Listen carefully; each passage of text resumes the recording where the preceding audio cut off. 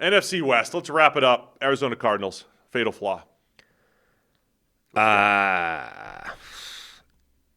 It might be that Kyler Murray and Marvin Harrison Jr. are just incompatible as receiving partners. Kyler Murray might just not be good.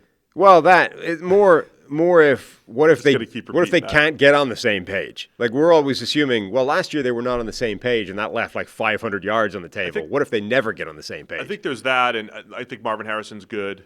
Trey McBride's good. Is there enough beyond that? Kyler, every time we talk about quarterbacks, you want to be in the top 8 to give yourself a better chance. Top 4 is better. Is Kyler a top 8 quarterback? Is he a top 12, 15, wherever you want to put him? Once the lower you go, like you like to talk about the sliders, right? The lower your quarterback level, the higher you want your supporting cast to be. Is the supporting cast enough with Kyler, who has shown absolute flashes of brilliance, game to game, throw by throw, but is there enough from a pass catcher perspective there beyond Marvin Harrison Jr. and Trey McBride? What if getting jacked to the gills isn't actually a positive thing for your wide receiver progression? Oh, dude, what if he runs like 4.9? What if Harrison is running like McBride, like they're running 4 verts and McBride's just like outstriding him? A lightweight, slimmed down version of Marvin Harrison was running like a 15-mile-an-hour deep ball last year. What if adding 20 pounds of muscle has made him as slow as you? Specifically on the defensive side of the ball, cornerback, Garrett Williams did a really nice job in the slot mostly last year, but the starting corners on the outside, Will Johnson coming off of his injury, got beat a couple times in the preseason so far, Max Melton, Elijah Jones, Denzel Burke, battles for those 2 cornerback spots. To go with Garrett Williams, I think that's a fair question as well. The Will Johnson thing is interesting because on the one hand, everyone thought he was a first-round pick, and so when he goes in the second round, it feels great. And it's like, it's a steal. The Cardinals got 2 guys in the first round. But what if he slipped to the first round or slipped to the second round for a good reason, beyond the injury? Like, what if people looked at his tape and said, you know what, this guy does get beat quite a lot for a guy that's supposedly this good? When I watched his tape, he reminded me of Patrick Surtain, except instead of the defining characteristic of Patrick Surtain's tape is he never got beat badly. And he was the one guy who never got beat in a double move. Like every other corner in college football history has got at least one horrifically ugly double move in there somewhere. Surtain never did. Will Johnson's tape reminded me of Surtain's, except if you took away the never got beat part. Like, what if you just got this smooth, in control, easy looking type of body who actually gets beat reasonably often? See what happens. Yeah. So if he's that player, and actually he's going to give up quite a lot. And I liked the Cardinals draft because of the ceiling of Will Johnson and say Walter Nolan. Absolutely. Nolan hasn't been on the field. Will Johnson has some boomer bust potential to him. I think he's a natural playmaker, and he'll figure it out. I think he'll also have those years where he's got high-end interception totals and everything. He might have those Trevon Diggs types of years, maybe like interceptions and some yards given up. And again, in the interest of balance, the data does say that sort of stopping the slide of those highly ranked consensus board guys, getting them what looks like value in the second often is value in the second. But with Will Johnson in particular, I can kind of see why he slipped further than people thought he would. All right, Los Angeles Rams, fatal flaw. Matthew Stafford's back. Yeah, the C5 or C6, whichever disc is currently bulging is his problem, right? Oh, jeez, I got my back's killing me today, and I don't know what it is. So you can relate. Yeah. It's you and Matthew Stafford. Yeah, and he's years younger than you. Yeah, if I had to go out there and take a couple hits, I don't think I could do it. No, I mean, if a linebacker spear tackled you right now. The best analysis is when you just relate everything to yourself. That's the best way to. That's what everyone loves to hear. Analyze that. People love that. But yeah, I mean, Stafford's back question is a question. The back, you could say the cornerback room, maybe. Yeah. And they were very good defensively down the stretch. Predicting defense is difficult. Like it's an easy narrative to say, man, they flipped a switch and Jared Verse became a star and this defense is going to be great going. They didn't give up more than 18 points for 8 straight weeks, whatever it was. That could easily regress a little bit, in part because of the back seven's okay, but you're not sitting there saying, yeah, they're loaded. Well, I think minimum you would say that back seven has extremely volatile potential. I mean, the cornerbacks have all had down years as well as good years. The safety duo, the Cameron Kitchens, great year, but the final year in college, he was at the source of every bad play that happened in that defense. Like, that could go back that year. Like, you know what I mean? Like, this secondary play, cornerback play, safety play, it's inherently volatile anyway, and I think the Rams have a volatile group even relative to that inherent volatility. And then it all comes down to, like, Stafford's health, right? And we said this the original show, I think, when we talked about you could pick injuries for everyone, but specifically for Stafford. I mean, I said this on that show before we knew that he was going to miss 95% of training camp. I said on that show, look, we could pick injuries for if Patrick Mahomes gets hurt, if Justin Herbert gets hurt, of course. But we specifically said this is allowed with Stafford because of all the injuries he's had and battled through over the last couple of years. It's the opposite of the Chiefs situation. Like, the last show that with Chiefs, we'd be looking at them and saying, man, left tackle's a real problem on paper for this Chiefs team. Now you're looking at it and saying, well, all the evidence says Josh Simmons is actually the answer at left tackle. They're in great shape. Meanwhile, before we knew anything about Stafford, we were saying he's pretty old and he's taken an ass kicking in his entire career, and specifically the last couple of years, he's been pretty banged up. I think it's a pretty reasonable thing to speculate that health durability might be a problem for Matthew Stafford going into this year. And now it's like already it's become a problem, and he hasn't even played any football yet. Hey guys, real quick, only 40% of our viewers are actually subscribed, so let's change that. Hit that subscribe button, and now let's get back to the action. All right, two more. San Francisco 49ers. Fatal flaw for the Niners. Defense. Reliant on too many young players on defense, I think. Nick Bosa's great, but all of a sudden, outside of him, you need Michael Williams to be good. You need one or both of those defensive tackles to be good. Otherwise, that's a weakness. Yeah, I would say defensive tackle more specifically. I mean, Alfred Collins in the second, CJ West in the third.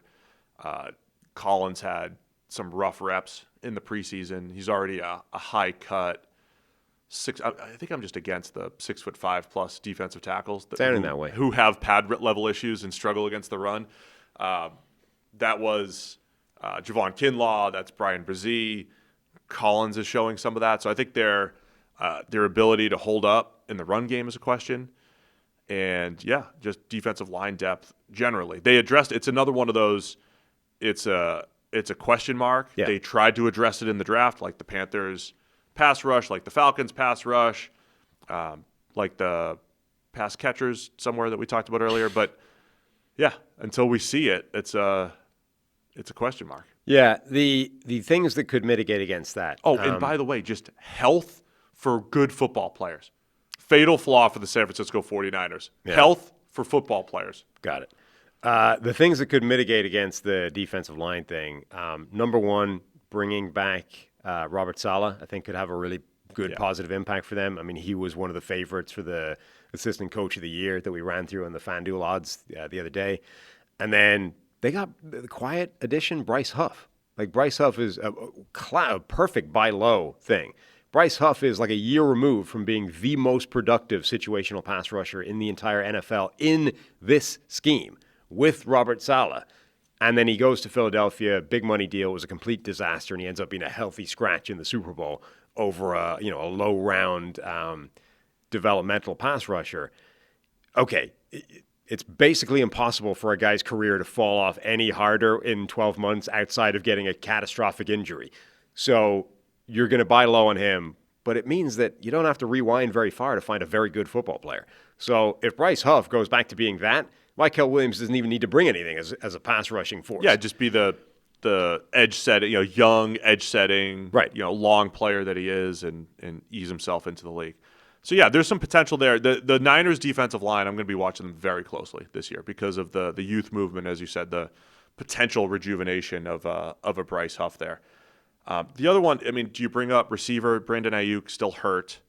Hopefully back at some point, but they just picked up Marquez Valdes-Scantling, who is the MVP maker. It's true. Brock Purdy MVP season loading, right? Maybe Mac Jones MVP season. Jeez. If he enters your building, you win the MVP. In a calendar year, you have a chance to win the MVP. Right. Now, Derek Carr didn't win the MVP last year, but Josh Allen did. Maybe that's why he retired. If even MVS isn't enough to get me Derek MVP, Carr is I'm out. the only starting. Oh, shoot, I can't. Not allowed to say this. I didn't say it, Ben. Didn't say anything.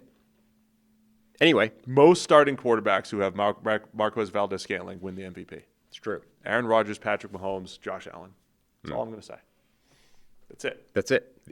End of communication. We'll bring that up if and when we ever have the cars on the show. Yeah. I'm not concerned about the receiving group other than the fact that each individual has something to be concerned about slightly, and I sort of feel like overall it's going to work its way out. But yeah, if they all remain problems. What if Kyle Shanahan's lost it? If he's just lost it. If you want to play this game, what if? I mean, we showed the picture. Look, the man's been beaten down by this time in the NFL. Maybe he's just done. He's cable Kyle Shanahan. Remember like a year and a half ago or whatever it was when Sean McVay was going to retire and go to go commentate in the booth, and then all of a sudden he just decided he still liked football and came back. Good. Like, what if Shanahan's just reached that point where he's like, I'm out. I'm done with this. Forget it. He stands on his head before every game. He's too old for that. Too old to stand on his head? I'm too old to get out of bed. He's similar age. Well, you right? couldn't. I mean, if you stood in your head, you'd be pushing like the force that would be thrown through your cervical spine Let's wrap the show up. We're done. Off the charts. Crisp show. Seattle Seahawks. Fatal flaw. Last one. Week 18. Sam Darnold. Yeah. would be. What if Darnold is just cheeks? How about fast runners? What? At receiver. A lack of sprinting speed. Lack of straight line speed in the receiving group. Torrey Horton, he's got that. I mean, okay, he's dealing with an ankle injury right now, but he could be the guy. Offensive line could be like the one team I allowed to may have a team take on was the Seahawks in the preseason, just because the zone run scheme looked really nice and smooth and fluid and might fit the offensive line and their skill set well. Great. What? Gray Zabel looks great. Gray Zabel does look really good. But even like if Gray Zabel could be a Pro Bowler, All Pro this year. Damn right he could. Is that enough on the offensive line? Right guard Anthony Bradford looked good in the new scheme, but he doesn't have a great history at right guard. Like they still might not be enough. You've got the injury issues of Abe Lucas at right tackle historically. The O-line could be, again, even though I think it should be better this year and fit the scheme a little bit better than it was a year ago. The offensive line could definitely undermine everything. Let's say the receiver depth. The lack of receiver depth could be a real problem for this team. I mean, they have JSN, who's great. They have Cooper Kupp, and we don't really know what he's going to be yet. And then they have Torrey Horton as a mid-round rookie that we love, but we don't know if he's going to be good yet, and he's dealing with an ankle injury. Jake Bobo is after that, and it's just there's not a lot of depth there. Like if Cooper Kupp isn't good, or if Torrey Horton doesn't immediately hit the ground running as a rookie, you're not loving that receiving core for Sam Darnold to work with, in addition to an offensive line that might not be great.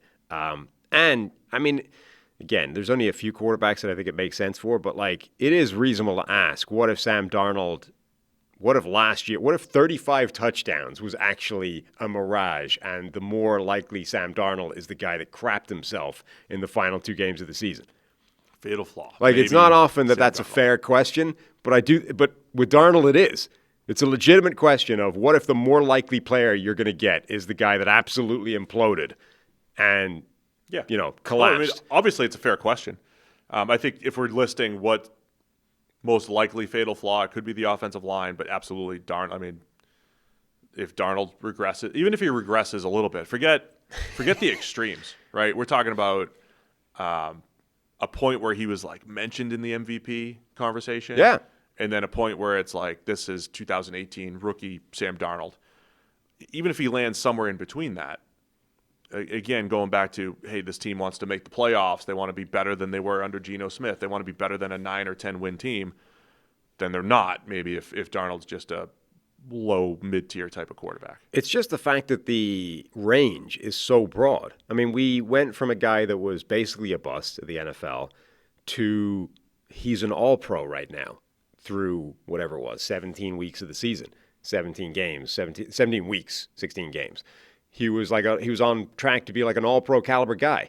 And then most important game of the season, absolute disaster. And you can say, okay, the Lions got to him early in the game for 5 minutes. It was okay, and then it fell apart. And then, now's the next most important game of the season. We're in the playoffs. Don't worry. It's not that bad. You just missed out in the number 1 seed. You still get to go to the Rams, and you should have beaten the Rams the first time, but for a bad face mask call in the end zone, right? let's say that's how they're phrasing it, even though that would have been tie the game, and you say anyway, whatever. You can beat the Rams, it's not a problem. And then you play even worse against the Rams, and it's an even bigger disaster. Well, like the range is all pro too. You can't play in the NFL. Like, that's nuts. Can't wait to see it. Can't wait to see how it all plays out. It's such an insane situation where there is a quarterback planning to start this year in the NFL, and his range of outcomes is all pro to you don't have any business being started. Sam Darnold data points, baby. Thanks for watching all the way to the end of the video. Check the Mic is live every Monday, Wednesday, and Thursday, so be sure to hit the subscribe button so you don't miss a thing. And the all-knowing algorithm is convinced you'll also like these videos, and who are we to argue?